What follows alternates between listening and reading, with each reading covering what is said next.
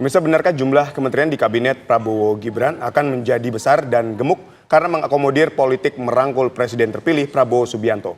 Berapa jumlah pasti kementerian serta pembagian tugas pada partai politik dan pihak-pihak yang mendukungnya? Dan kita akan langsung mendiskusikan hal ini dengan sejumlah narasumber. Ada Wakil Ketua Umum Partai Gerindra Habibur Rahman yang sudah bergabung di studio bersama kami. Dan melalui sambungan Zoom ada pengamat politik Slamet Ginting. Selamat petang semuanya, kita menuju ke Bang Habib dulu. Bang Habib, mungkin kita ingin konfirmasi dulu. Karena informasi yang teman-teman wartawan di lapangan dapatkan, nomenklatur kementerian ada 46 kementerian dan 5 Menko sejauh ini. Itu betul nggak Bang Habib? Saya nggak bisa menyampaikan benar atau tidaknya ya. Saya juga mendapat informasi tersebut dari teman-teman beredar. Tapi kalau jumlah komisi memang 13 ya. 13 itu menyesuaikan dengan proyeksi jumlah kementerian yang akan datang. Nah, kalau kita lihat yang bisa dikonfirmasi misalnya di Komisi 3 itu kan ada perubahan ya, ada satu kementerian yang mitranya terpecah menjadi 3. Tadi kan mitra Komisi 3, kemudian katanya infonya mitra Komisi 13. Itu kan pasti bertambah. Dari 1 berarti kan menjadi 3. Nah, sehingga jika dibandingkan dengan yang ada saat ini, hampir dapat dipastikan memang terjadi penambahan. Akan terjadi penambahan, tapi untuk potensi tadi kalau 13 komisi bertambah, kan artinya ada penambahan itu Bang ya, 13, artinya potensi untuk bisa di angka 46 kementerian itu besar nggak peluangnya?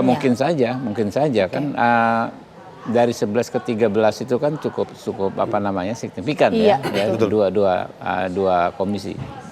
Ya betul. Dari posisi tadinya ada 34 pos kementerian, kemudian ditambah 5 Kemenko dan 41 kementerian. Ya, Anda melihat apakah ini memang politik rangkul yang dilakukan oleh Pak Prabowo sejauh ini? Ya, jadi yang pertama adalah bagaimana Pak Prabowo itu kan disampaikan tadi yang waktu yang di PKB kan ya, ingin menjalankan tugasnya sebagai presiden terpilih ya, dengan agenda-agenda yang cukup berat ya untuk dilaksanakan sendiri hanya oleh satu kelompok saja. Karena itu kata Pak Prabowo, beliau ingin mengimplementasi apa yang beliau sebut Kabinet Persatuan Nasional yang kuat. Kalau Persatuan Nasional kan berarti kan bukan satu kelompok yang ada, tapi merangkul sebanyak mungkin. Dan itu ditegaskan lagi ya oleh Pak Prabowo dalam beberapa momen setelahnya ya, bahwasanya ya tidak ada salahnya dengan politik merangkul itu, karena itu justru ciri khas bangsa kita, menyelesaikan masalah, mengerjakan tugas kebangsaan secara gotong royong. Oke, kita menuju ke Bang Slamet. Bang Slamet, kok tadi kan Bang Habib belum menyampaikan secara spesifik, tapi terbuka peluang potensi bisa ya bisa enggak untuk nanti postur kabinetnya 46 kementerian dan juga 5 Menko. Tapi dari komposisi ini apakah Pak Prabowo ingin kemudian mengakomodir banyaknya keinginan sejumlah pihak yang sudah mendukung selama ini dalam Pilpres atau bagaimana menurut Bang Slamet? Ya, tentu kalau kita lihat karakter Pak Prabowo, ini memang figur yang secara gradual ingin merangkul setelah setidaknya 15 tahun di luar pemerintahan sebagai oposisi dalam tanda petik. Dia melihat bahwa harus diperhatikan semua kepentingan, baik yang setuju maupun tidak setuju dengan pemerintah, maka marilah bergabung, dan itu adalah ciri khas demokrasi Indonesia, adanya di sila keempat Pancasila. Jadi tentu kita harus melihat model demokrasi yang dianut di beberapa negara dan juga dibandingkan dengan kita.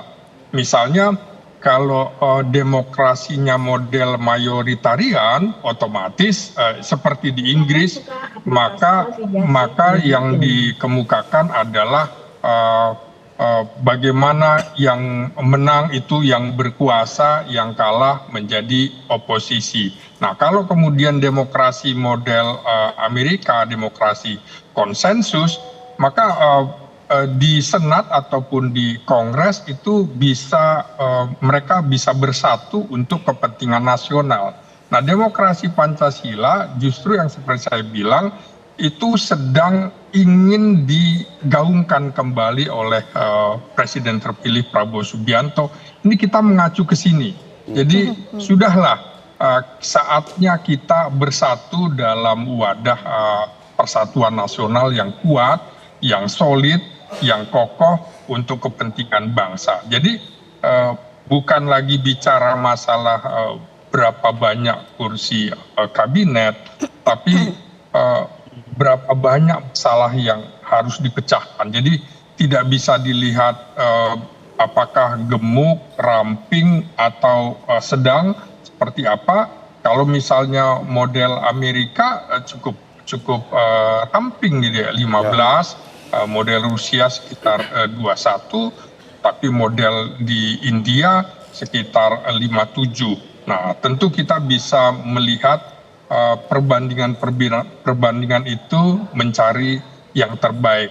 Nah, berapa banyaknya tentu kalau tadi Bang Habib kemukakan ada rencana komisi 11 menjadi 13, tentu ini sudah mengacu pada berapa banyak kementerian yang akan dibentuk oleh Presiden terpilih Prabowo Subianto begitu.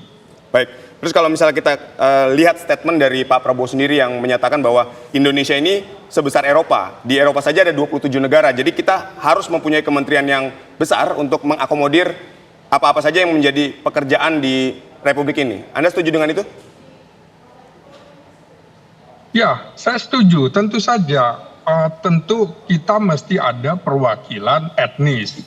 Kita banyak etnis di Indonesia, banyak agama, termasuk kemudian golongan dan segala macam. Saya kira Pak Prabowo akan menampung segala kepentingan-kepentingan itu terwakili di dalam kabinet. Termasuk menurut saya juga kalangan oposisi dalam tanda petik seperti kaum akademisi itu mestinya juga dirangkul, bukan dibiarkan.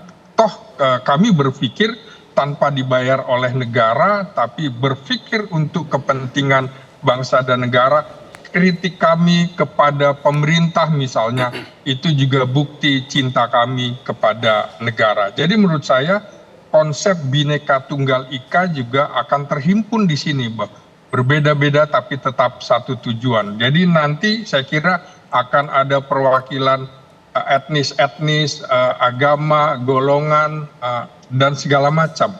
Saya kira begitu. Saya sepakat dengan niat Pak Prabowo seperti itu.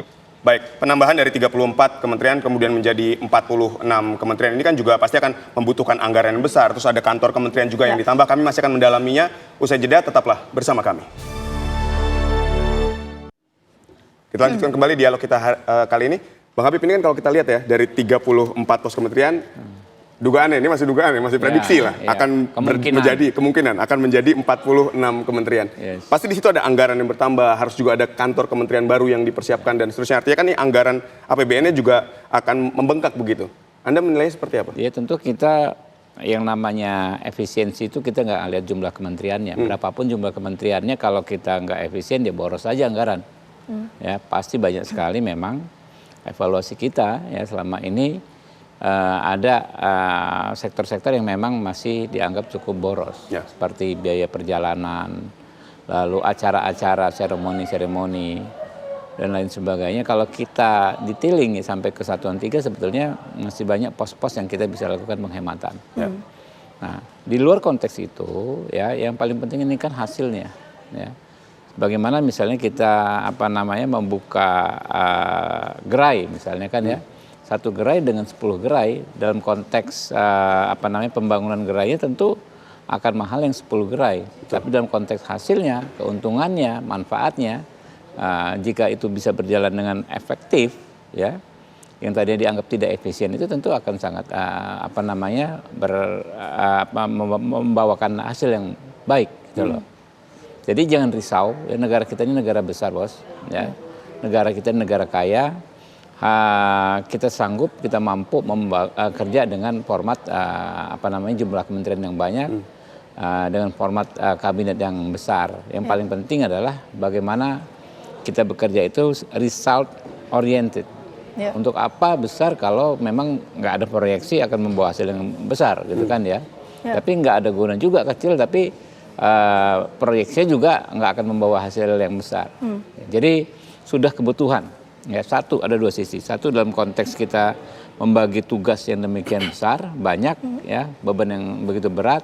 Karena kita negara kaya dengan SDM berlimpah dan peluang yang sangat besar. Yang kedua, kita memang harus mengedepankan politik merangkul, politik gotong royong. Itulah demokrasi kita. Kalau kita negara otoriter, kalau Pak Prabowo seorang yang otoriter, dia nggak mau dia bikin kabinet besar. Cukup beberapa partai pendukungnya saja. Tapi ini justru menunjukkan bahwa Pak Prabowo itu komit pada yang namanya demokrasi. Demokrasi adalah kita, ya, itu dengan melibatkan sebanyak mungkin orang dalam pemerintahannya. Jadi untuk faktor kebutuhan tadi ya, sehingga nomenklatur itu potensi tambah jadi 46 itu saya besar. bilang tadi, saya kan di sini berapa kali, Vita, Kementerian Hukum dan HAM, ya kan ya, itu bisa dibedah menjadi 4 atau 5 kementerian. Yang sekarang isunya kan jadi kementerian, isunya ya, saya belum konfirmasi, Kementerian Hukum, Kementerian HAM, Imigrasi dan Lapas. Isunya ini ya, belum saya konfirmasi. Itu aja udah menjadi 3, dari 1 menjadi 3. Gitu. Nah, tapi pertanyaan begini Bang Habib, kan kita tahu ya bahwa setiap kemudian kader Partai Gerindra dan siapapun lah yang menyampaikan bahwa pembentukan nomenklatur kementerian dan siapa-siapa yang akan menduduki pos menteri ini kan hak prerogatif dari Pak Prabowo sebagai presiden terpilih. Tapi kan kita tidak bisa menafikan Pak Prabowo merupakan presiden terpilih sekaligus sebagai ketua umum Partai Gerindra. Akankah Gerindra juga pasang call tertinggi untuk mendapatkan jatah lebih banyak dibandingkan dengan partai lain? Yang sesungguhnya kalau di antara kader Partai Gerindra ini kalau disuruh jadi menteri malah lempar-lemparan gitu kan ya. Ya kan ya. Anda saja gitu kan ya.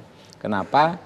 Kami tahu ya, kami sudah punya presiden. Yang pertama, presiden itu ya super menteri gitu kan, setara dengan seluruh menteri yang ada di kabinet gitu loh.